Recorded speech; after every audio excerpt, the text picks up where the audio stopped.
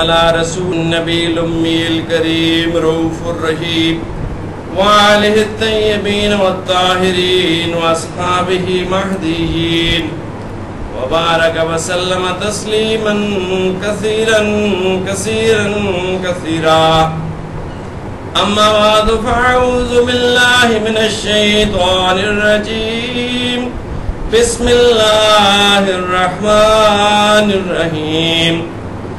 إن في خلق السماوات والأرض واختلاف الليل والنهار لآيات لأولي الألباب الذين يذكرون الله قياما وقعودا وعلى جنوبهم ويتفكرون في خلق السماوات والأرض ربنا ما خلقت هذا باطلا سبحانك فقنا عذاب النار. ربنا إنك من تدخل النار فقد أخزيته وما للظالمين من أنصار. ربنا إننا سمعنا مناديا ينادي للإيمان أن آمنوا بربكم فآمنا. ربنا فاغفر لنا ذنوبنا وكفر عنا سيئاتنا وتوفنا مع الأبرار. ربنا وآتنا ما وعدتنا على رسلك ولا تخزنا يوم القيامة إنك لا تخلف الميعاد. یہ سورۃ آل عمران کی آیات ہیں. اس کے بعد سورۃ آل عمران قریباً ختم ہو رہی ہے. اس کے بعد سورۃ نساء شروع ہو جاتی ہے. ان فی خلق السماوات والارض، بے شک آسمان اور زمین کا بنانا، واختلاف اللیل والنہار اور رات دن کا آنا جانا، لآیات لأولی الالباب نشانیاں ہیں عقل والوں کے لیے. الذین یذکرون اللہ، وہ جو یاد کرتے ہیں اللہ کو، قیاماً کھڑے، وقعوداً بیٹھے، وعلی جنوبہم اور کروٹ پر لیٹے ہوئے، ویتفکرون فی خلق السماوات والارض اور فکر کرتے ہیں آسمان اور زمین کی پیدائش میں. ربنا ما خلقت ھذا باطلا، اور کہتے ہیں کہ اے ہمارے رب یہ تو نے عبث نہیں بنایا. سبحانکا، تو پاک ہے سب عیبوں سے.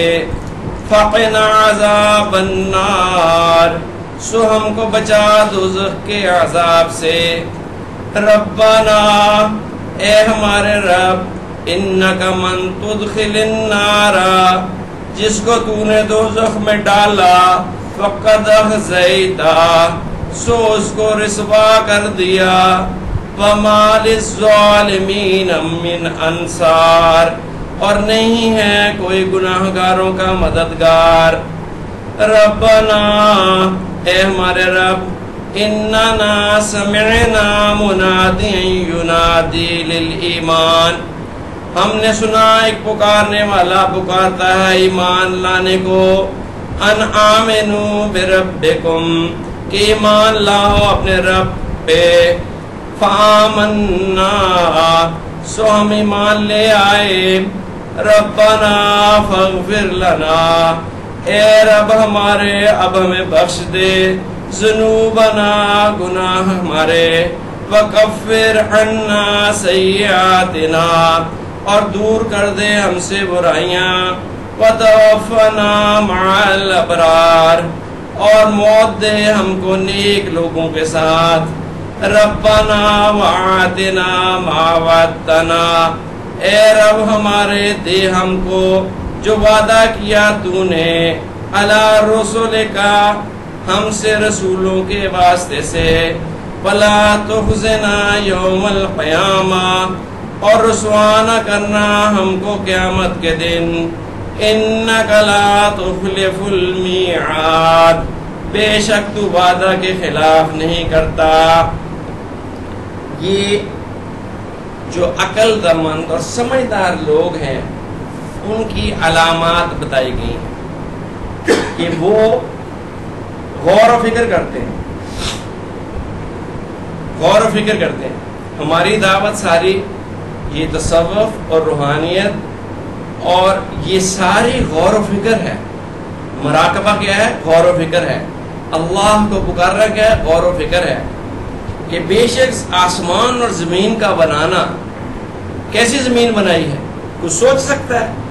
آسمان تک اٹھتے ہوئے پہاڑ ہیں اور میل ہا میل میدان ہے اور سمندر ہیں اور دریا ہیں، اور کس طرح ان میں سے کھیتیاں نکلتی ہیں اور کس طرح سے ان میں خوراک ہے، ایک نظام ہے کائنات کا۔ اور یہاں آپ اگر تیسری منزل پہ پانی لے جانا چاہتے ہیں، موٹر نہ ہو آپ کا پانی نہیں وہاں چڑھے گا، یا ٹینکی بناؤ اتنی اونچی اس کے لیول پہ پانی اوپر جائے گا، کیونکہ پانی اپنا لیول پہ مینٹین کرتا ہے۔ یہی ہے نا سائنس کی بات۔ لیکن آپ پہاڑوں پہ چلے جائیں، درخت 300 فٹ اوپر اٹھے ہوئے ہیں، ان کے آخری پتے تک پانی پہنچ رہا ہے۔ کیسے پانی پہنچ رہا ہے؟ کیسے پانی پہنچ رہا ہے؟ کیا نظام اللہ نے بنایا؟ ایک پتے کے اندر دیکھیں پوری کائنات ہے، کلوروفل اس کے اندر ہے، ایک فیکٹری ہے پوری ریسپریشن اور ایک پتے کے اندر، اور وہ آکسیجن خارج کر رہا ہے، کاربن ڈائی آکسائڈ ایبزارب کر رہا ہے، اور پورا ایک میکینزم ہے، سورج کی روشنی سے وہ حدت لیتا ہے۔ پورے ایک پتے کے اندر پوری کائنات ہے جو چل رہی ہے۔ پھر اس کے بعد آپ اور قریب آ جائیں، اور چھوٹے لیول پہ آ جائیں، ہر چیز کا جو آخری جز ہے وہ سیل ہے، وہ سیل ہے، خلیہ۔ ایک خلیے کے اندر پوری کائنات ہے۔ ایک خلیے سے دوسرا خلیہ کیسے بنے گا؟ جینیٹک کوڈنگ ہے، اور اس قسم کی چیزیں ہیں۔ اللہ تبارک و تعالیٰ کبھی کبھی انسان کو سمجھانے کے لیے اس میں غلطی پیدا کرتا ہے تاکہ سمجھ آئے۔ 3 کروموسومز، 2 کروموسوم ماں کی طرف سے، 2 کروموسوم باپ کی طرف سے لیتا ہے بچہ، 4 کروموسوم، ایکس ایکس اور وائی وائی۔ اگر 2 ایکس اور 1 وائی ہو جائیں تو ڈاؤن سنڈروم۔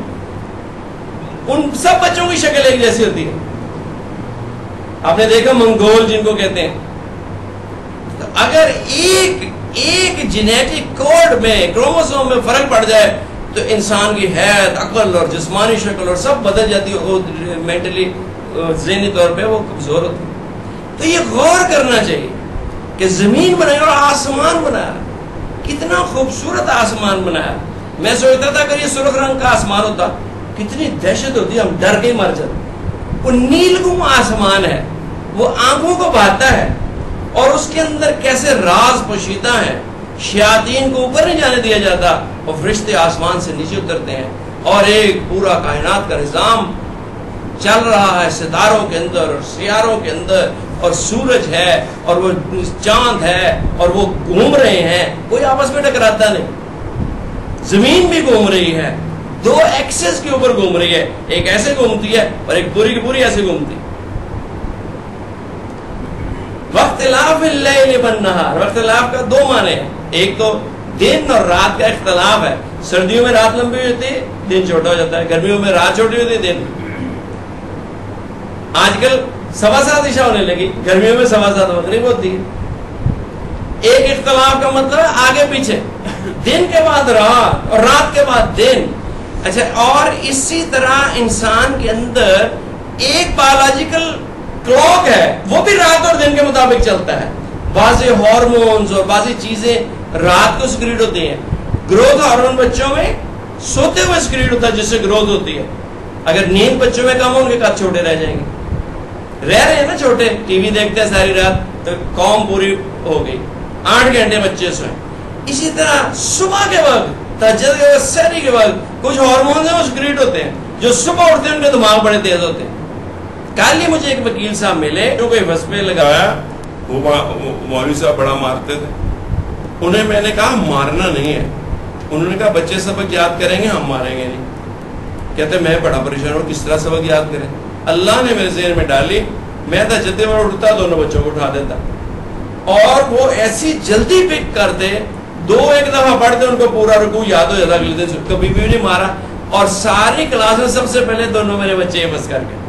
تو صبح کے وقت جو اٹھتا ہے اس کی روشنی، دماغ تیز ہوتا ہے اور آنکھیں تیز ہوتی ہیں اور حافظہ تیز ہوتا ہے اور اس کی صحت میں بروغ ہوتی ہے۔ جو رات کو جاگتا ہے دن کو سوتا ہے وہ اس کے رزق میں کمی ہوتی ہے، دماغ کند ہو جاتا ہے، چڑچڑا پن آ جاتا ہے، ہڈیاں کمزور ہوتی ہیں، یہ میڈیکل بتا رہی۔ اور جو روحانی نوزت اس کے پڑتی ہے اس کا تو کوئی بیان ہی نہیں۔ تو یہ رات اور دن کے اندر اللہ کی بڑی نشانیاں ہیں، ان پہ غور کرنا چاہیے۔ نشانیاں کس کے لیے؟ لے اولی الالباب، لب کہتے ہیں عقل مند آدمی، عقل مند آدمیوں کے لیے نشانی ہے، وہ غور و فکر کر کے اللہ تک پہنچ جاتے ہیں، اللہ کی مخلوقات میں۔ اور علماء نے لکھا ہے کہ اللہ میں غور نہیں کرنا، اللہ کی خلقت میں غور نہیں کرنا، اللہ کی مخلوقات میں غور کرنا ہے۔ اس کی مثال ایسے جیسے سورج ہے، سورج کی طرف دیکھو گے تو اندھے ہو جاؤ گے، آنکھیں جل جائیں گی، ریٹنا بالکل برن آؤٹ ہو جائے گا، سورج کی طرف نہیں دیکھنا۔ لیکن سورج سے جو کارنامے سر انجام ہو، کس طرح فصلیں پک رہے ہیں، جس طرح کیڑے مر رہے، کس طرح انسان کو فائدہ پہنچ رہا ہے، اور دن کی ان پہ غور کرو تو سورج کی اہمیت سمجھ میں آئے گی۔ اسی طرح اللہ کی ذات میں غور نہیں کرنا، اللہ کی صفات میں غور کرنا، اس کی مخلوقات میں غور کرنا ہے۔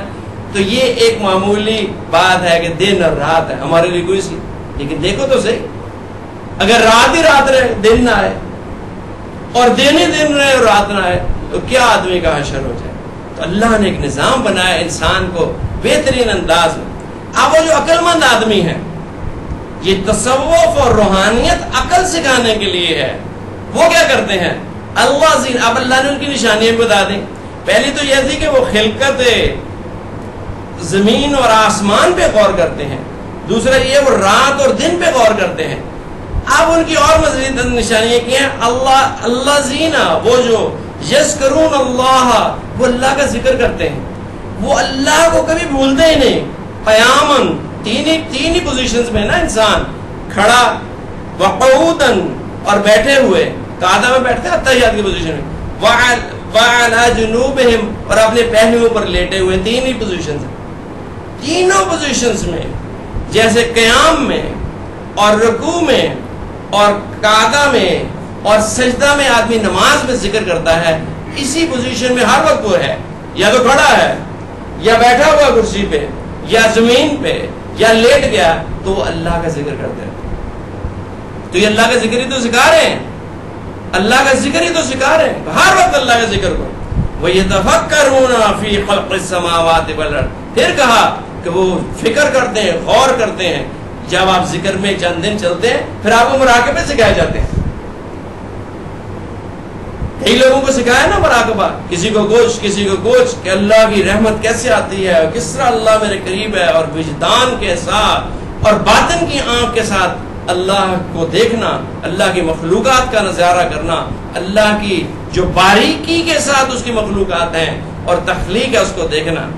اور جب وہ باطن کی آنکھ کھل جاتی ہے اور غور و فکر کرنے کی عادت پڑ جاتی ہے تو بلا ساختہ ان کے منہ سے نکلتا ہے ربنا ما خلقتا ھذا باطلا، یا اللہ یہ تو نے ایسے نہیں بنایا۔ وہ کہا تھا نا کسی نے کہ ایٹ ڈرنک اینڈ بی میری، یہ نہیں ہے۔ اور کسی نے کہا بابر بایش گوش کہ عالم دوبارہ ایسے نہیں ہے، یہ تو نے ایسے نہیں بنایا۔ سبحانک، اے اللہ تو ہر عیب سے پاک ہے۔ جو تصور ہم کر سکتے ہیں، جو سوچ تیرے بارے میں سوچ سکتے ہیں، اس سے تو وراء البراء ہے۔ فقنا عذاب النار، ہمیں جہنم کے عذاب سے بچا لینا، کیونکہ ہم غافل ہیں اور کم عقل ہیں اور دوست دشمن کی ہمیں پہچان ہی نہیں ہے، اور طنز کرتے ہیں اور تشنیع کرتے ہیں اور اعتراض کرتے ہیں، ہمیں جہنم کی عذاب سے بچا لینا۔ ربنا، اے ہمارے اللہ، جب بات سمجھ میں آ گئی اور غور و فکر کر لیا اور وجدان باطنی حاصل ہو گیا اور باطن کی آنکھ کھل گئی. اس آنکھ سے کچھ نظر نہیں آتا, یہ آنکھ تو اس دیوار کے پیچھے کچھ نہیں دیکھ سکتی. یہ باطن کی آنکھ کھلتی ہے, اس کو مخلوق کائنات کے عجائبات کا نظارہ کرایا جاتا ہے. تو جب وہ وجدان اس کو حاصل ہو جاتا ہے, ایک انر وجدان کا مطلب ہے کہ باطنی یقین اس کو حاصل ہو جاتا ہے, تو پھر اس کو ڈر لگنا لازمی ہے. ربنا انکا من تدخل النار, اے اللہ اگر تو نے مجھے جہنم کی آگ میں ڈال دیا, فقد اخزیتا, تو مجھے رسوا کر دیا. حدیث میں آتا ہے کہ قیامت والے دن میدان حشر میں جب آدمی کا حساب کتاب ہوگا اور کہا جائے گا اقرا کتاب پڑھ, اور اس کے منہ کے اوپر لگا دی جائے گی بندے, اور ہاتھ اور پاؤں اور زمین اور آسمان, ہر چیز جو اس کے گناہ گاری کی گواہ تھی وہ بولے گی, تو اتنی رسوائی محسوس کرے گا. یہاں تو ٹوپی پہن لی, داڑھی رکھ لی, بڑے حاجی صاحب بڑے پیر صاحب بنے ہوئے, وہاں جب پول کھلیں گے ساری مخلوق موجود ہے, حضرت آدم سے لے کے آخری انسان تک موجود ہے, حضور نبی کریم صلی اللہ علیہ وسلم موجود ہیں, ماں باپ اور اساتذہ موجود ہیں. تو اتنا شرمسار ہوگا کہ دل میں آرزو کرے گا کہ مجھے جہنم میں ڈال دیا جائے, میرا پول نہ کھولا جائے.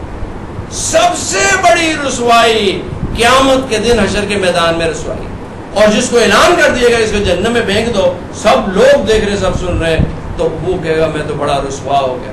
وما للظالمین من انصار, اور جو ناشکرے اور گناہگار اور اپنے آپ پر ظلم کرنے والے, دوسروں پہ اعتراض کرنے والے, اپنی طرف نہ دیکھنے والے اور دوسروں کی غیبتیں اور چغلیاں اور اعتراض کرنے والے, ان کا کوئی مددگار نہیں, ان کا کوئی مددگار نہیں ہوگا اس دن. ربنا, اے ہمارے پروردگار. اب وہ عجز کا اظہار کرتے ہیں, اننا سمعنا, ہم نے سنا, منادی ینادی للایمان, ایک پکارنے والا ایمان لانے کے لیے آواز لگا رہا ہے. کون ہے وہ پکارنے والا؟ حضور سید عالم صلی اللہ علیہ وسلم, یا پھر ان کے جانشین علماء, صلحاء, فضلاء, جو اللہ کی طرف لوگوں کو بلا رہے ہیں. ان آمنوا بربکم, اور وہ دعوت ایک ہی دیتے ہیں کہ اپنے اللہ پر ایمان لاؤ. فآمنا, ہم ایمان لے, ہم نے ہتھیار پھینک دیے. آمنا کا مطلب ہے اعتراض کرنا چھوڑ دیا, اللہ تعالیٰ جس ہاتھ میں رکھے ہم خوش. یہ اعتراض کرنے کی اتنی بری عادت ہے, یہ اخیر ultimately it ends up with pointing objectives to اللہ سبحانہ و تعالیٰ. پہلے اپنے بڑوں پہ اعتراض, پھر پیغمبر علیہ الصلوۃ والسلام پہ اعتراض, پھر اللہ تبارک و تعالیٰ پہ اعتراض. اور دراصل شیخ پہ اعتراض بھی اللہ پہ اعتراض ہے, یہ بھی یاد رکھنا کہ وہ اللہ کی جو مرضی کے خلاف تو پتہ نہیں ہل سکتا. تو جو شیخ آپ کے ساتھ مارا کر رہا ہے اپنی طرح سے, وہ اللہ ہی کروا رہا ہے اس سے. کسی کے پاس کیا ہے جو کسی کو دے دے؟ اگر میرے پاس کچھ ہو تو میں سب کچھ اپنے بیٹے کو دوں, لیکن میں نہیں دے سکتا, اللہ ہی دیتے ہیں. اللہ دل میں ڈالتے ہیں کہ اس کو یہ چیزیں تو دی جائے, ورنہ دے ہی نہیں سکتا.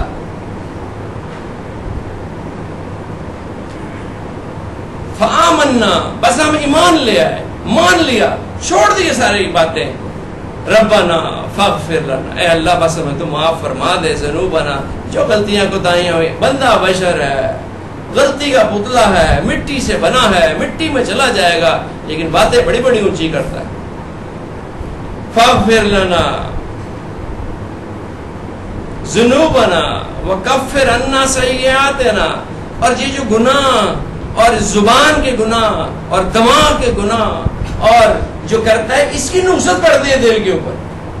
ایک گناہ کرتا ہے تو ایک سیاہ دبا دل کے اوپر لگ جاتا ہے, اور گناہ کرتے کرتے حدیث کا مضمون ہے دل سیاہ ہو جاتا ہے, پتھر ہو جاتا ہے, جیسے ہمارے ہوئے ہیں اس وقت. قرآن پڑھتے ہمارے دل لرزتے نہیں, ہم ڈرتے نہیں خدا سے. بڑے بڑے دعوے اور بڑی بڑی باتیں اور بڑی جرت. تو اے اللہ, وہ جو گناہوں کی نحوست ہمارے قلوب پہ آئی ہے اس کو دور کر دے. وَتَوَفَّنَا مَعَ الْأَبْرَارِ, اور ہمارا انجام نیک لوگوں کے ساتھ کرنا. جو نیک لوگوں کے ساتھ بیٹھے گا, نیک لوگوں سے محبت رکھے گا, وہ نیک لوگوں کے ساتھ انجام ہو. صحابہ کہتے ہیں کہ سب سے زیادہ خوشی ہمیں دنیا کے اندر اس چیز سے ہوئی جو حضور صلی اللہ علیہ وسلم نے فرمایا، جس کا مفہوم ہے کہ انسان اس کے ساتھ ہوگا جس کے ساتھ وہ محبت کرتا ہے. تو ہمارے دل باغ باغ ہوئے کیونکہ ہمارے دل میں حضور صلی اللہ علیہ وسلم کی بے پناہ محبت تھی. تو یہ مقصود زندگی ہے کہ نیک لوگوں کے ساتھ صحبت رکھے، ذکر کرے اور نیک لوگوں کے ساتھ اٹھنا پہ اپنی مجلس کا اہتمام کرے، احتیاط کرے. حدیث کا مضمون ہے کہ حضور صلی اللہ علیہ وسلم نے فرمایا کہ انسان اپنے دوست کے دین پر ہوتا ہے، جیسے دوست ہوں گے ویسا ہوگا. ربنا وآتنا ما وعدتنا علی رسولک، اے ہمارے رب دے ہم کو جو وعدہ تو نے کیا تھا ہم سے رسولوں کے ذریعے سے. پہلے تو معافی مانگ لی اور آرزو کر لی کہ انجام بخیر ہو. من آخرہ کلام ہو لا الہ الا اللہ فدخل الجنہ، جس کا آخری کلام لا الہ الا اللہ ہوگا جنت میں چلا جائے. all is well that ends well، جس کا انجام اچھا ہے وہ سب کچھ اچھا ہے. اب دوسری بات یہ کہ اے اللہ ہمیں وہ عطا فرمانا جو تو نے رسولوں کے ذریعے سے ہمیں وعدہ کیا ہے. وہ کیا ہے؟ جنت الفردوس، اور دنیا کے اندر امن اور چین اور سکھ اور سکون. ولا تخزنا یوم القیامہ، اور رسوا نہ کرنا قیامت کے دن. انک لا تخلف المیعاد، بے شک بے شک بے شک تو وعدہ خلافی ہے. تو یہ ہے بیعت کا مقصد کہ عقل سلیم آئے، دماغ روشن ہو اور اللہ کی مخلوقات پہ غور و فکر کرنے لگ جائے، اور ہر وقت ذکر اذکار کی طرف اغلب اوقات میں اپنی مصروفیات کے اندر، گاڑی چلا رہا ہے درود شریف پڑھ رہا ہے، دفتر میں بیٹھا ہے، ذرا فرصت ہوتی ہے تو کلمہ